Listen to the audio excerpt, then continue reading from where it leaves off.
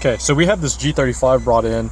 It was a no start condition, but the customer had a lot of weird, wacky stuff done, mainly in the radio. So on the G35s, the radio and AC controls are like a complete unit, right? So you can buy the JDM one to retain this, and then it'll have a spot for a double din or Metro Mix one.